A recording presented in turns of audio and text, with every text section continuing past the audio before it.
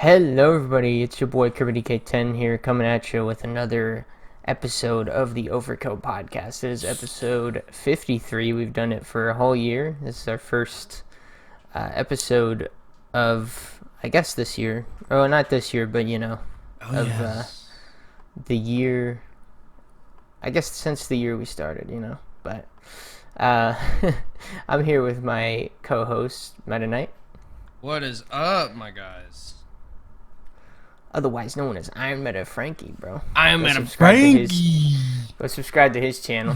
Yeah, dude. Eventually there'll be a video up there in 20 years. Yes, tis me. But yeah, I really do. I really do appreciate the year of viewership, everybody. It's been fantastic. Yeah. Well, I guess we can just dive right into it. I thought this was kind of an interesting thing that I found, but the Banjo-Kazooie composer says that there's zero hopes for a new game, and that even if the game was to come out, the fans of Banjo-Kazooie would not like it and would slag it off no matter how good it was. And I don't know if I agree with that. I think he kind of references Nuts and Bolts in here, and the reason that game was bad is just because it's bad. Like, it was a bad video game. You had that annoying little cart system. It just wasn't good. Even a Banjo game. And it was a detour from what the games were originally, and I think also with games like Ukulele and the fact that it's getting a remaster, that a lot of people have come around on that game, and I think people in general would come around on a new Banjo game if it did come out. But I don't know. How do you feel? Do you want a new Banjo game? Because I personally miss it. I've played the first one a little bit. I got through the first level, and I thought it was interesting. It's very much like Donkey Kong 64 and those kinds of games. But Oh yeah, of course I played a Banjo game. Although I never owned one. Every time I went to the dentist office, there used to be this thing in the kids area where you could play games, and a lot of times they had banjo there, which I always thought was really funny. And so yeah, I did play banjo mostly through those means, which I do think is kind of funny. Yeah, Banjo's a good game, and it's part of the trilogy of Banjo, DK64, and what's the other one they made? Why can't I remember? Conker's Bad Fur Day? Yeah, it's just part of that strong trio. I've seen this. I saw this story as well, and I really do think. I think he's spitting truth here. Obviously, people aren't gonna like a new game, because I don't think they're capable of making a game like they did in the past. Do you think it's possible for a studio like this to go back and make a game like they did before? All the people are different, right? Yeah, it would be a completely different crew. And I doubt many of them have even made platformers because, it's not a popular game genre anymore, sadly. But, there's always the old games to go back to, right? So even if they did make a new one, you can always just go back to the old one. Yeah. There's always the old one. Yeah, I'd love to see it. I know the studio tried to do Ukulele. That was technically the old Rare employees, not the new ones. And Ukulele, I haven't played the game. I think you and I both own it. right? Yeah, I think you bought it for me, and then I never played it. Yeah, you have it on PC. I guess we need to play it Yes. sometime. It's Yeah. supposed to be pretty good, actually. People complained about it at first, but Well, they also made changes to it and stuff through updates, and so it has gotten a little better. yeah. Because I remember people's big complaint was that it was such an empty world, and that I think people weren't ready for that like old style of gameplay and maps. No. And maybe I'm cuckoo. I guess we can move on. Yeah. The Angry Video Game Nerd. If any of y'all remember him, which is quite the throwback, honestly.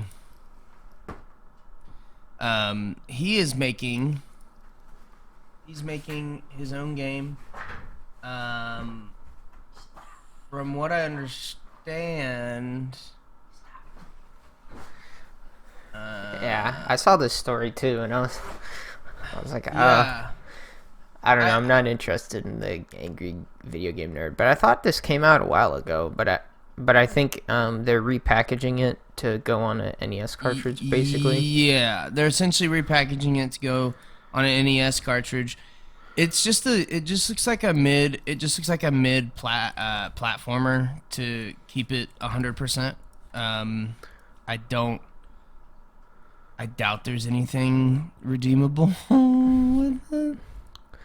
Yeah, I think I remember Some Call Me Johnny reviewing the game, whenever it was on. I guess it still is on like PC or whatever. Yeah. And I mean he basically was like, yeah, it's your basic like Mega Man style platformer, but instead it's the Angry Video Game Nerd with a NES zapper. Yeah, I can't imagine that it's that great. The one guy that left a comment says he likes the game quite a bit. Well, how do you feel about this? Because I know we covered stories in the past. How do you feel about this like movement to go back and put like your game on an old cartridge? I know we covered a while ago. There were people that were putting games on Game Boy cartridges again. Is that cool? Is that like gimmicky? Like I don't know. I kind of feel like obviously it's a little gimmicky, but I think it's a nice touch.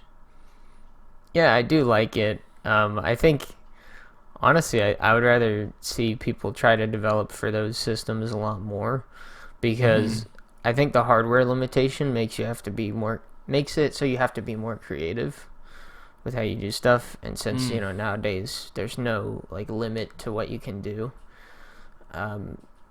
people basically you basically can do whatever you want now in gaming, whereas like on those systems you were limited, so you had to figure out what to do if you ran into any problems. But I feel like it adds a little charm. I think so too. Also, playing something, I think there is something nice, and this is one reason why I like having retro consoles, is sure you can emulate it, but you're not going to be playing it with that original controller on a CRT, with original hardware, and so it's going to be a little different if you're emulating it. I don't know, there's something about like having that old setup that I enjoy. Well, I think you and I both can agree that every time we've gone back, and I prefer the N64, every time I've gone back and replugged in the N64 and booted up Donkey Kong 64, an old game, I mean, there is nothing that beats holding that original controller, no matter what system it is, and playing the game. I don't know.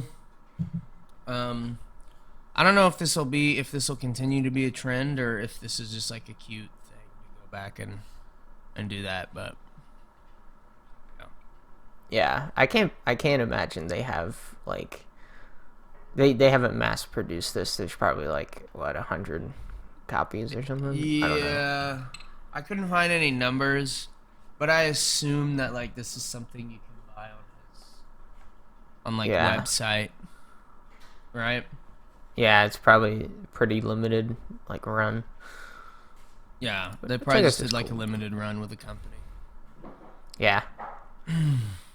I guess we can move on. I guess so.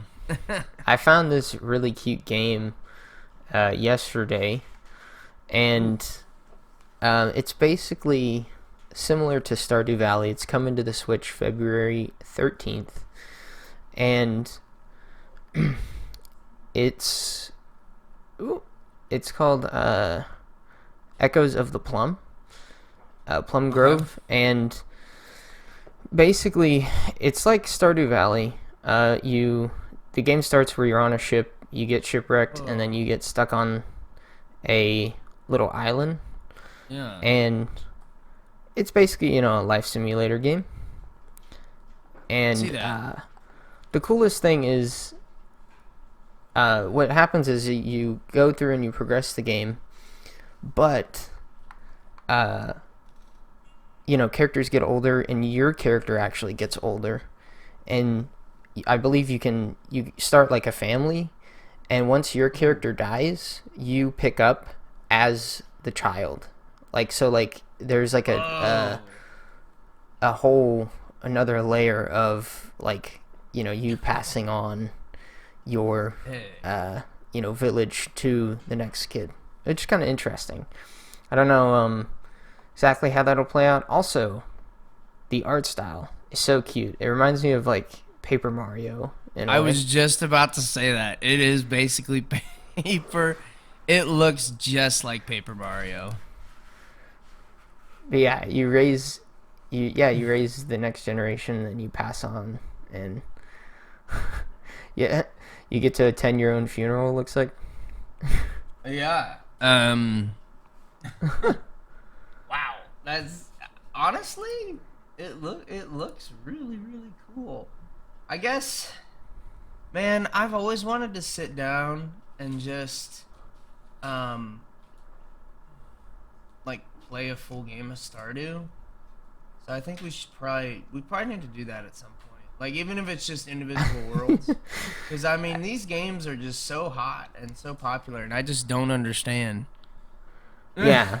Well, I think we did that last year, remember? And I think it was after one of our podcasts we did it, and we played about like 5 days, and then we never played it again.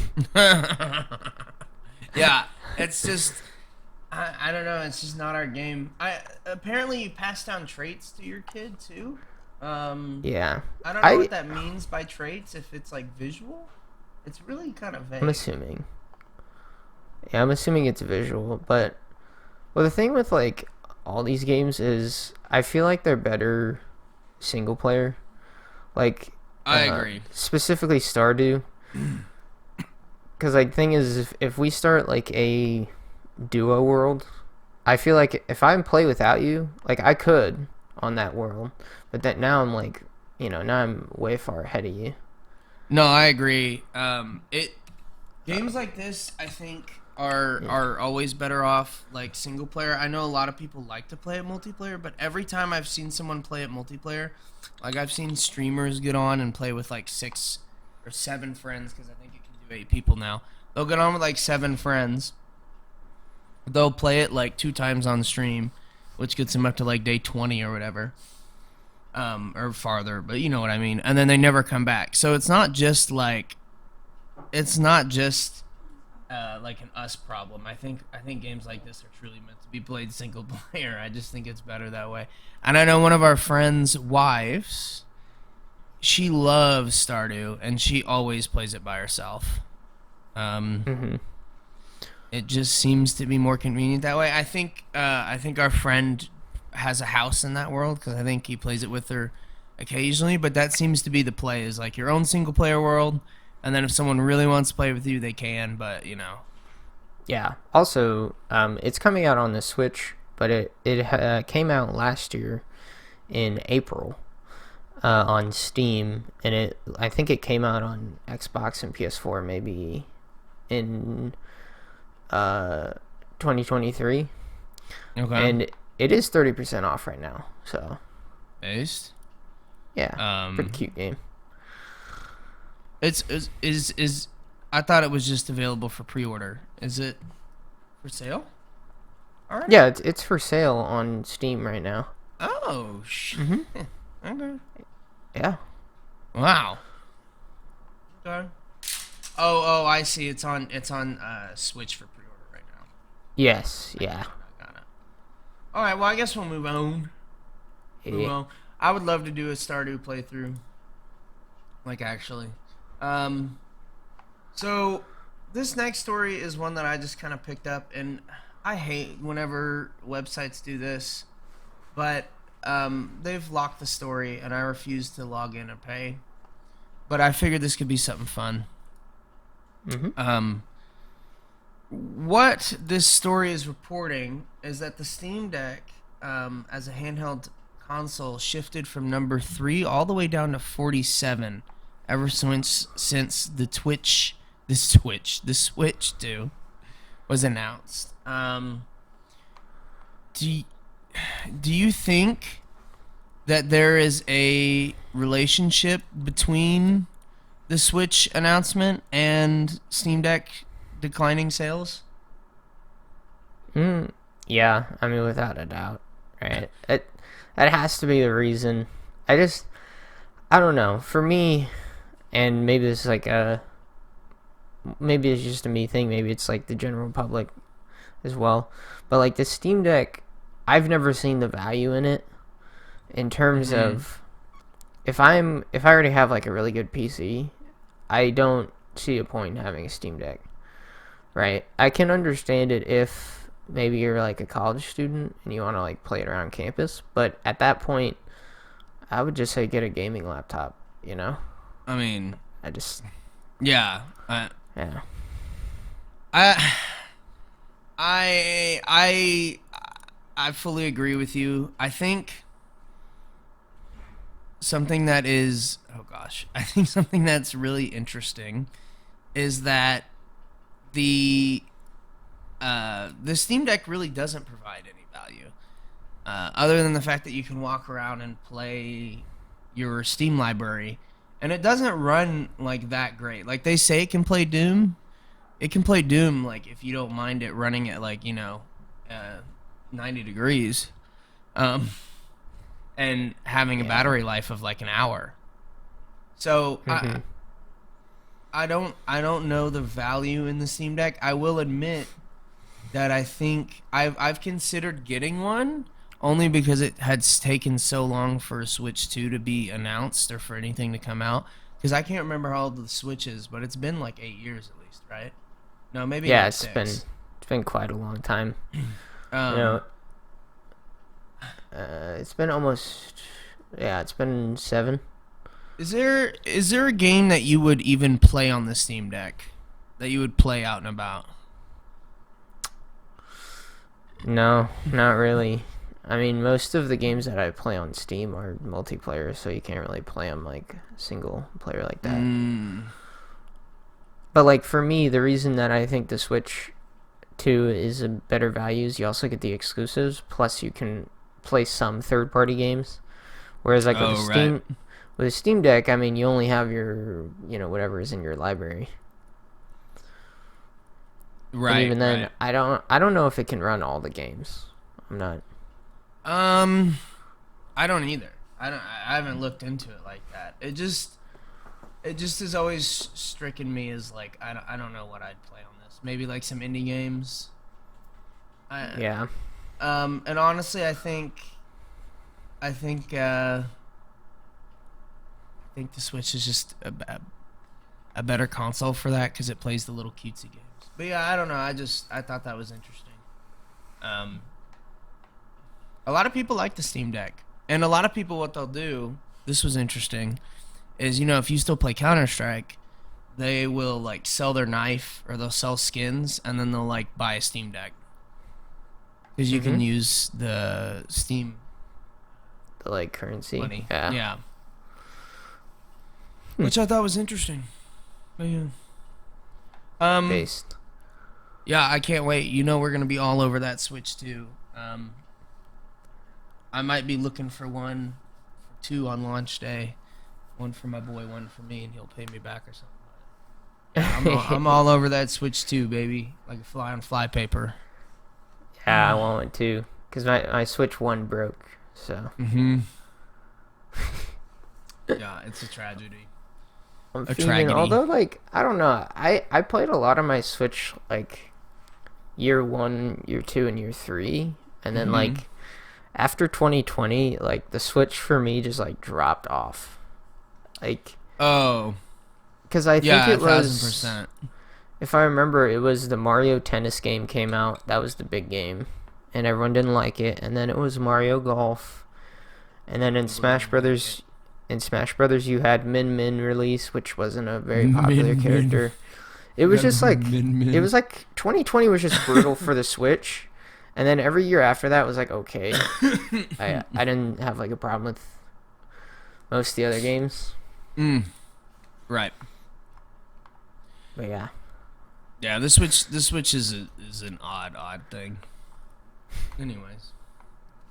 Based. I guess we'll move on. We'll move on to what the podcast was originally created for, eh? We always come back. We always do. I didn't know if I wanted to feature this because I haven't been playing the game at all. But Black Ops 6 has finally announced, after waiting so long during Season 1, that Season 2 is coming out on the 28th. And let's go. This has been a brutal season because I completed the battle pass and like I did most of the content that I could within like the first couple weeks, maybe like 3 weeks, and then it was like I think it was a 90-day season. So I was just sitting there like, what am I doing now? You know? Yeah, what am I waiting on? Yeah, that's tough. So Season 2's finally been announced. They have let me check here. They have 3 maps coming at launch. That they do. Yes. You have Bounty, which to me looks like it looks like a large map, but I can never really tell with the map overviews anymore. Yeah. It says it's medium sized, but in Black Ops 6 that could mean that it's like shoot house, you know?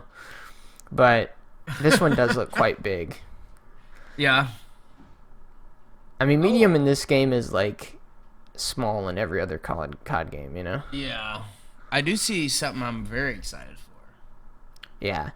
And then you have Dealership. This is also a medium sized map. To me, it looks like an area of the Warzone map that they just yoinked and put in. It looks like pseudo 3 lane, so maybe it'll be okay. It's not. Yeah. It's not like traditional, like you have like very distinct lanes. It looks like they kind of mash together in some places. So we'll see on that one. And then lastly, for the launch ones, you have this little map called Lifeline. It's a little boat. It's 2v2 and 6v6, so it's a small map. People were thinking this was going to be hijacked because of the layout. It did kind of look like it. In the trailer, it does look like hijacked, but it's not. You can just tell looking at the layout.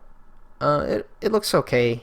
I don't really care for most of the 2v2 maps because they're not in the like regular playlist. So I don't play them often unless I'm doing camos or something. But whatever. Yeah. Whatever.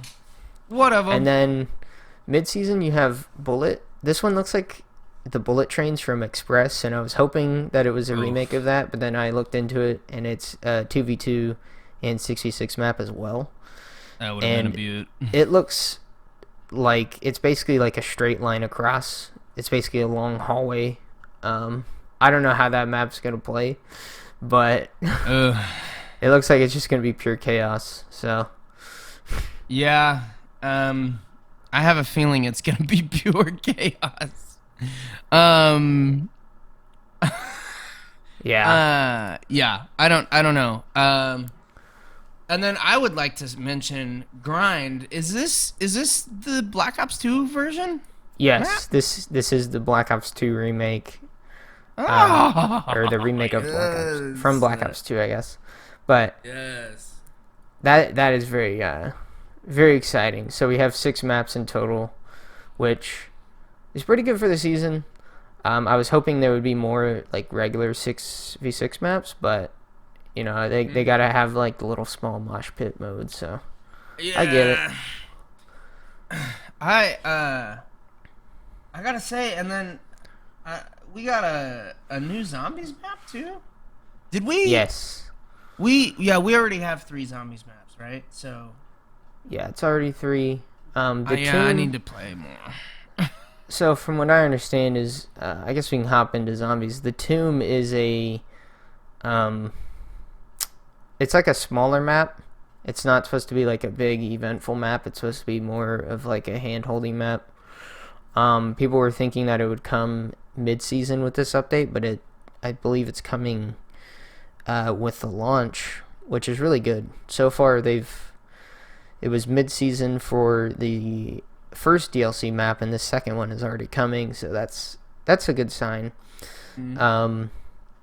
But yeah, the ice staff is in it. That's about all that I know. I haven't looked into it very much, but there's only the ice staff, which is kind of weird. I was hoping it would be all 4 of them if they were to return, but yeah, that's all we know so far.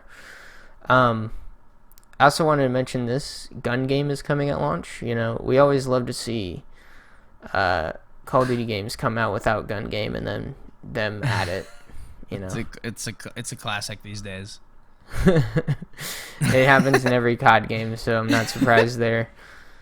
And then the last thing I think to mention here that I would like to talk about is this new perk called Slipstream. Mm-hmm. It raises your base sprint speed, but it removes the ability to tack sprint. So it basically makes your regular sprint as fast as your tack sprint, and then you don't have it anymore, which I like. This was a perk in MW3. Yeah, this was a perk in MW3, and I never got to run it because I didn't play enough of that game to like understand and actually pick the perk. So, I just ran with whatever it put on my class. I didn't really care, but that is that'll definitely be an interesting perk, and I'm excited to use that one. I'm getting all chubbed up looking at this. Yeah, I get that. Yeah, I mean, man, I don't know, I'm kind of liking the direction they're heading. I need to actually buy the game. I am going to buy the game, probably today. I guess an update is a few weeks ago, I talked about getting Xbox Game Pass and trying to keep it. Well, I did keep it for about 3 months, and I probably played 3 different games. I played the Little Kitty Big City. Actually, I have it right here. If they'll let me sign in. And COD, obviously. I was playing COD, but I played. Oh my goodness, what was that platformer? I don't know, the platformer with like the cat. I didn't think it was a very good game. Not Stray. No, the other one, the like 2D one where he's like a samurai cat. But you can see I obviously cared so much about it, and that's about it. That's about the only value I got there. There's an indie game called Gris I wanted to play, Spirit of the North, and I just never ended up playing these games.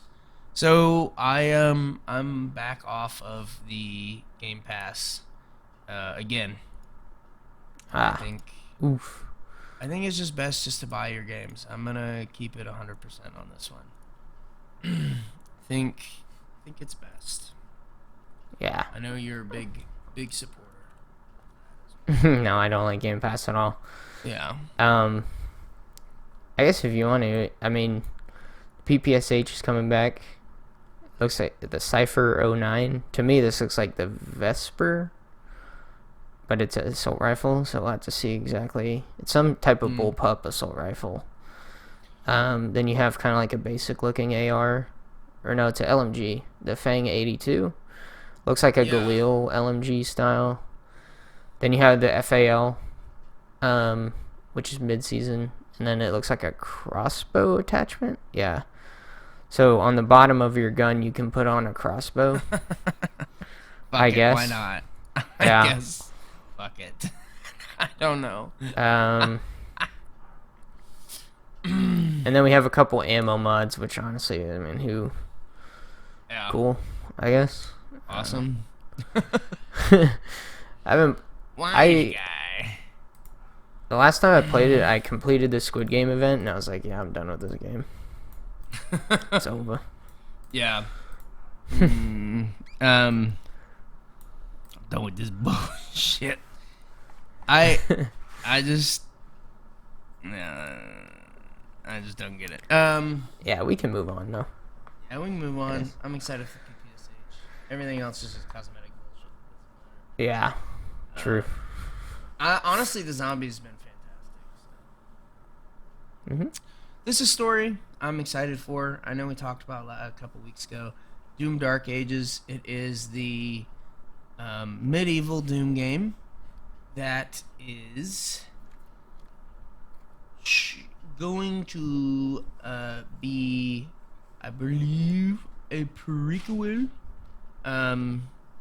Maybe not. I don't know. Yeah, the origin story of Doomslayer. So yeah, so it's a prequel. And it kind of has like this medieval vibe. Everything's like a minotaur or a knight, or, you know, we covered all this before.